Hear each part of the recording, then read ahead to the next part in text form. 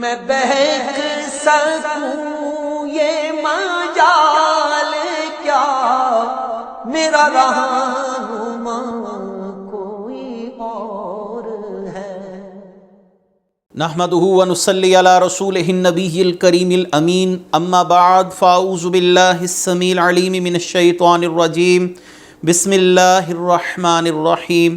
قال اللہ تبارک و تعالی فی القرآن الحکیم، ان اللہ وملائکتہ یصلون علی النبی یا ایہا الذین آمنوا صلوا علیہ وسلموا تسلیما۔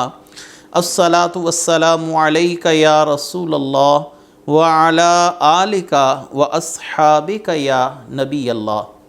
اللہ تعالیٰ کی بے حد و حساب حمد و ثنا، نبی مکرم جان عالم وجہ تخلیق کائنات حضرت محمد مصطفیٰ صلی اللہ علیہ وسلم اور آپ کے جمیع آل و اصحاب کی بارگاہ ناز میں انتہائی تعظیم و تکریم کے ساتھ درود و سلام کے نذرانوں کے بعد، عزت اور احترام کے لائق سامعین ذی قدر، ہم تفسیر قرآن کے حوالے سے اپنے دروس کا تسلسل جاری رکھے ہوئے ہیں اور آج اسی تسلسل کو انشاءاللہ العزیز آگے لیے بڑھیں گے، اور آج سورہ یوسف کے دوسرے رکوع کی تفسیر اور 12ویں پارے کے 12ویں رکوع کی تفسیر آپ کے سامنے پیش کی جائے گی۔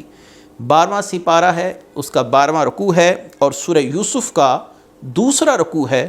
اللہ تبارک و تعالی قرآن کریم فرقان حمید میں ارشاد فرماتے ہیں، لَقَدْ كَانَ فِي يُوسُفَ وَإِخْوَتِهِ آيَاتٌ لِلسَّائِلِينَ، بے شک یوسف اور اس کے بھائیوں میں پوچھنے والوں کے لیے نشانیاں ہیں۔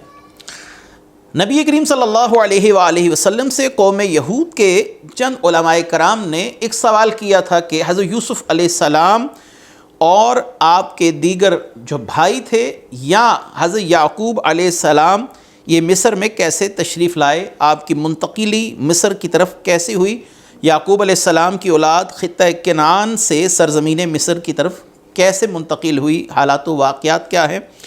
تو اس کے جواب میں اللہ تبارک و تعالی نے سورہ یوسف کا نزول فرمایا۔ سورہ یوسف کو سنتے ہی یہود انگشت بدندان ہوئے، پریشان ہو گئے، حیران ہو گئے کہ رسول اللہ صلی اللہ علیہ وسلم آپ نے کسی بھی شخص سے دنیاوی تعلیم حاصل نہیں کی، کوئی کتاب نہیں پڑھی، اس کے باوجود آپ کی خبریں انتہائی صادق ہیں اور جو حالات و واقعات آپ حضرت یوسف علیہ السلام کے متعلق بیان کر رہے ہیں وہ تمام کے تمام حالات و واقعات تورات میں بھی بعین ہی موجود ہیں۔ تو گویا یہ رسول اللہ صلی اللہ علیہ وآلہ وسلم کی نبوت کی بہت بڑی دلیل تھی۔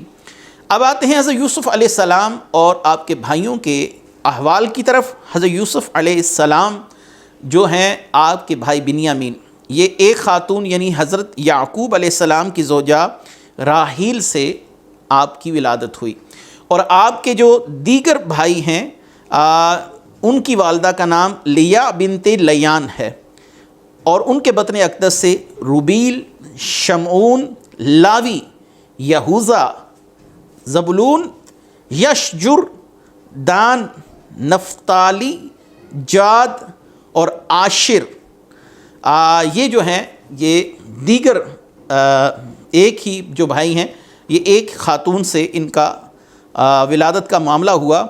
تو حضرت یوسف علیہ السلام اور آپ کے بھائی بنیامین یہ سگے بھائی ہیں والدہ کی طرف سے، اور دیگر جو بھائی ہیں جن کی تعداد 11 بتائی جاتی ہے، یہ حضرت یوسف علیہ السلام کے سوتیلے بھائی ہوئے والدہ کے لحاظ سے۔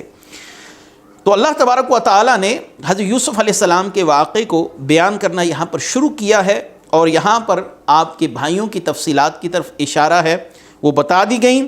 اذ قالوا لیوسف واخوہ احب الی ابینا منا ونحن عصبہ ان آباءنا لفی ضلال مبین۔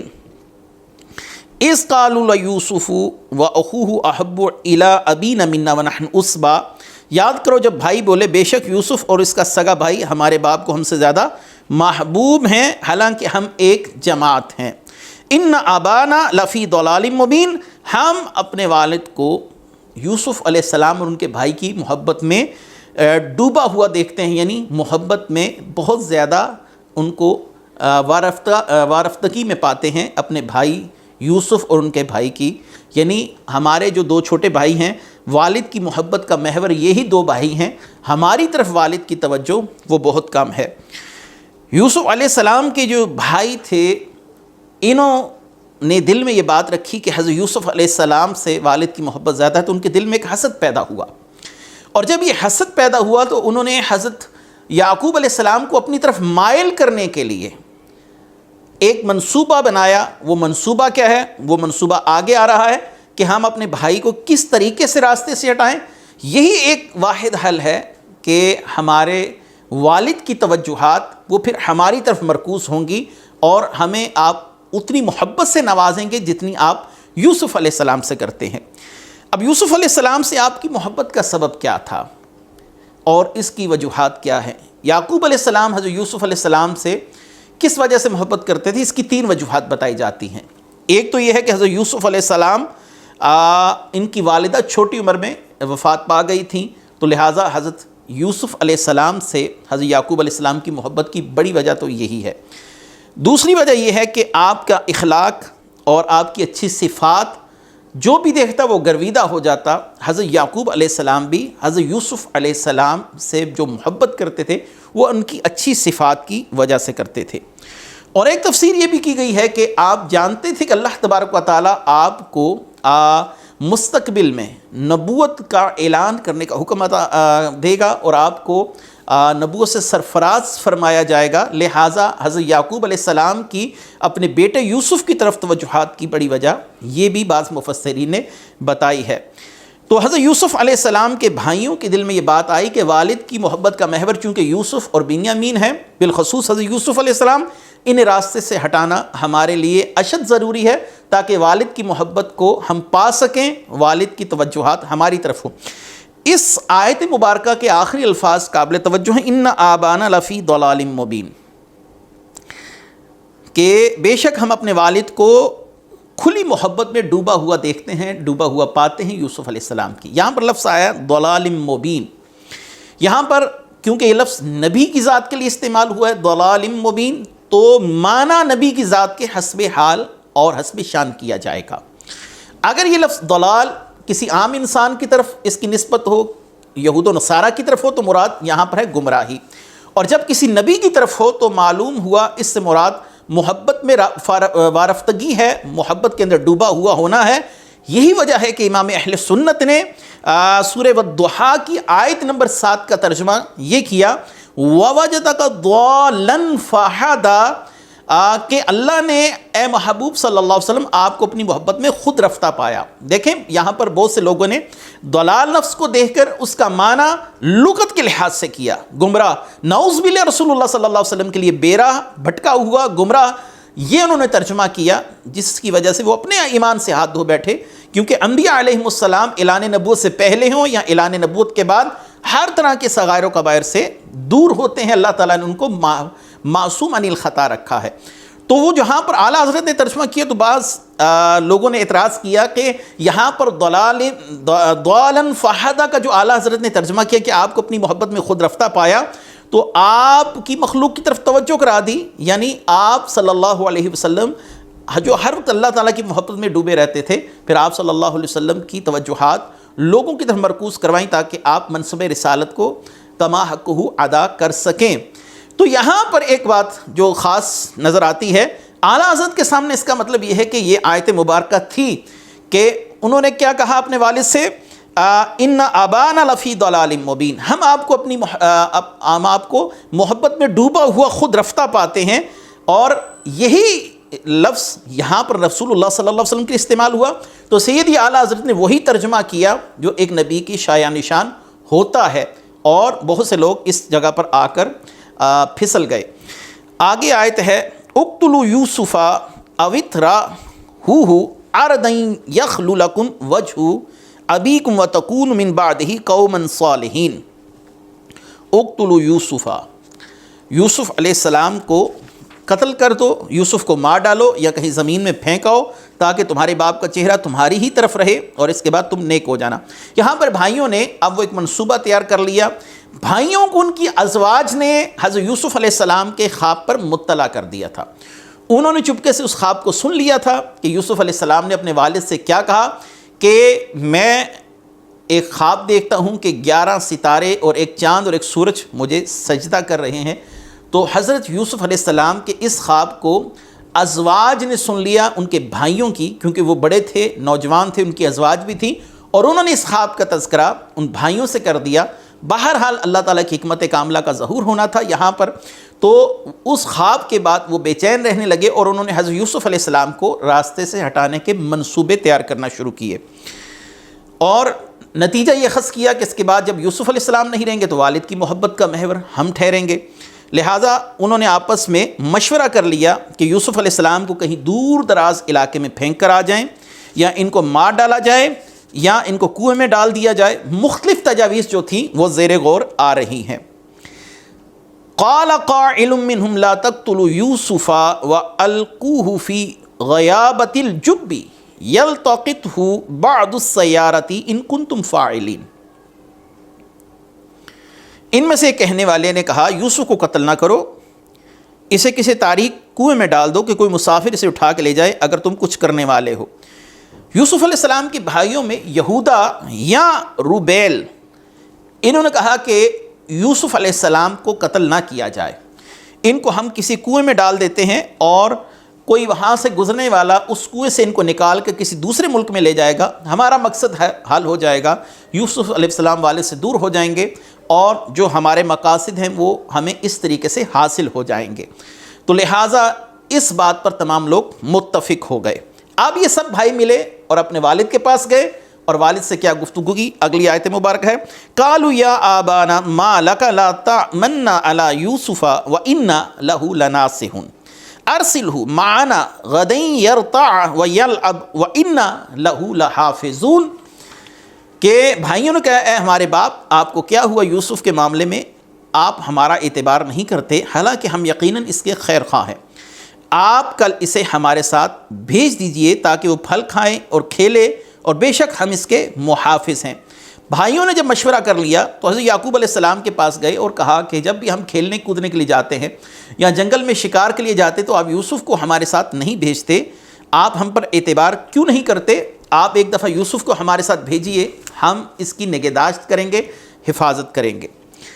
والد محترم جناب سیدنا یعقوب علیہ السلام نے کیا فرمایا؟ قال انی لیحزننی ان تذهبوا به واخاف ان یأکلہ الذئب وانتم عنہ غافلون. بے شک تمہارا اسے لے جانا مجھے غمگین کر دے گا، میں اس بات سے ڈرتا ہوں کہ اسے بھیڑیا کھا لے اور تم اس کی طرف سے بے خبر ہو جاؤ. یوسف علیہ السلام کے متعلق مطالبہ ہے بھائیوں کا، ساتھ بھیجیے. والد اپنے تحفظات کا اظہار کر رہے ہیں کہ مجھے خوف ہے کہ تم اپنے کھیل کود میں مگن نہ ہو جاؤ اور مصروفیت کی وجہ سے یوسف سے غافل ہو جاؤ گے اور کوئی بھیڑیا آ کر انہیں کھا لے گا، کیونکہ اس سرزمین پر بھیڑیے کثرت سے تھے.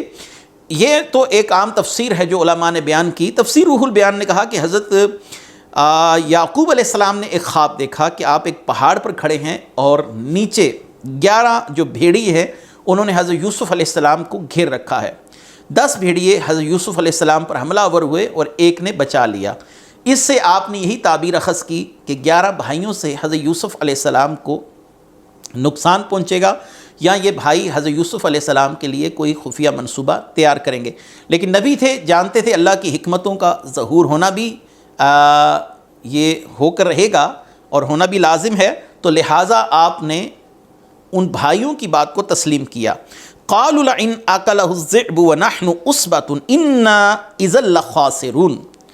انہوں نے کہا اگر اسے بھیڑیا کھا جائے، حالانکہ ہم ایک جماعت ہیں تو ہم کسی کام کے نہ ہوئے. انہوں نے تسلی دی.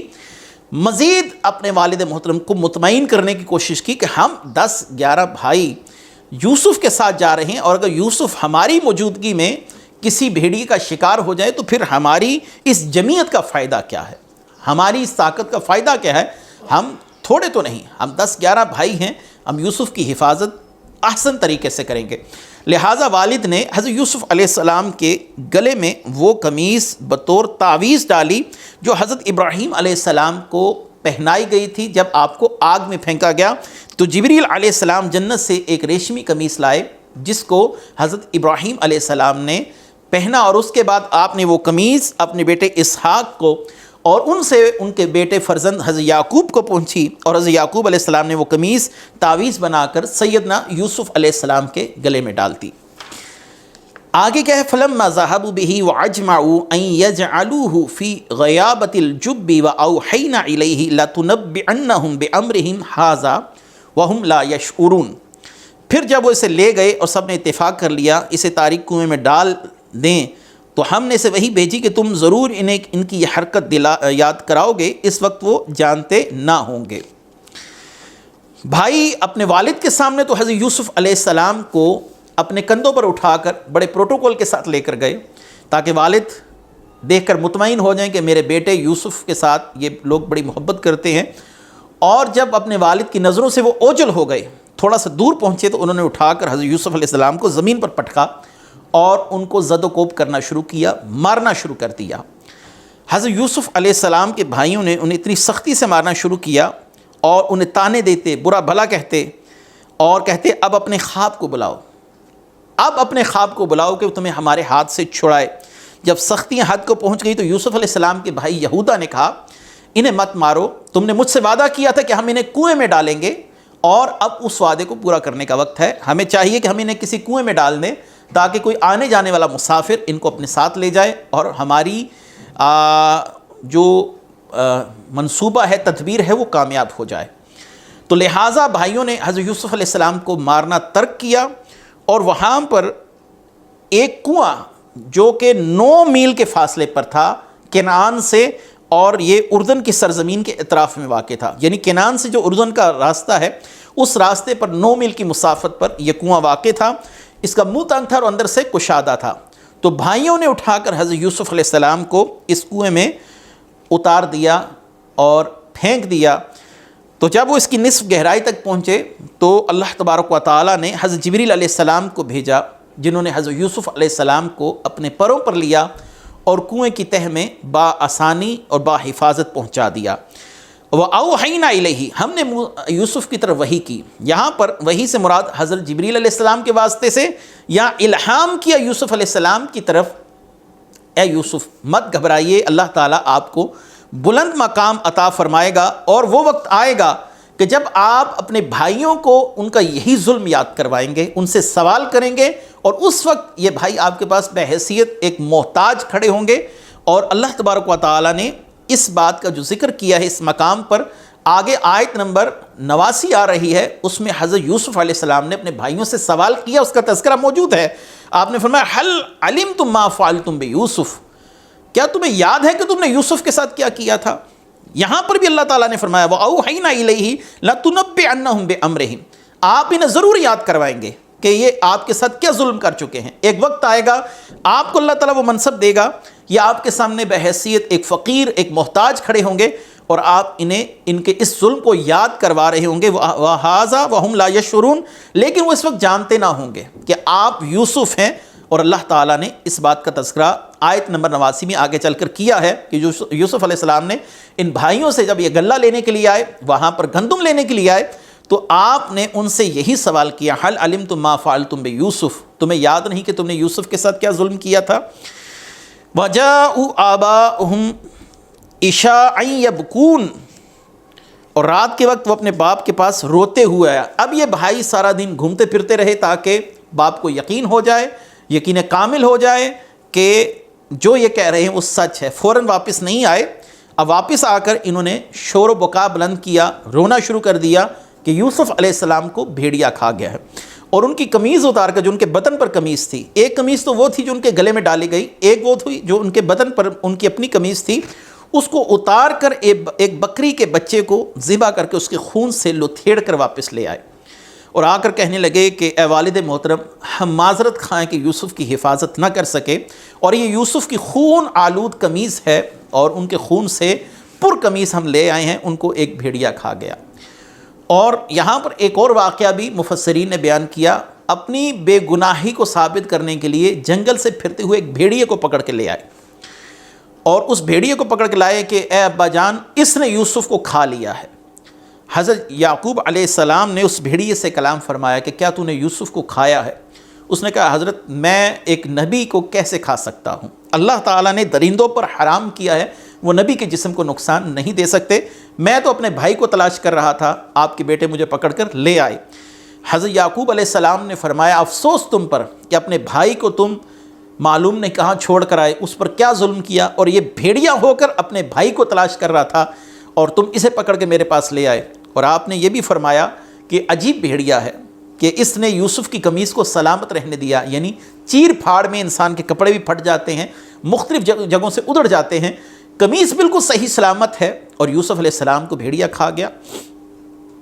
تو آپ نے اس سارے معاملے کو پہلے سے ہی جان لیا، لیکن یہ بھی جانتے تھے یہ اللہ تعالیٰ کی طرف سے آزمائش ہے۔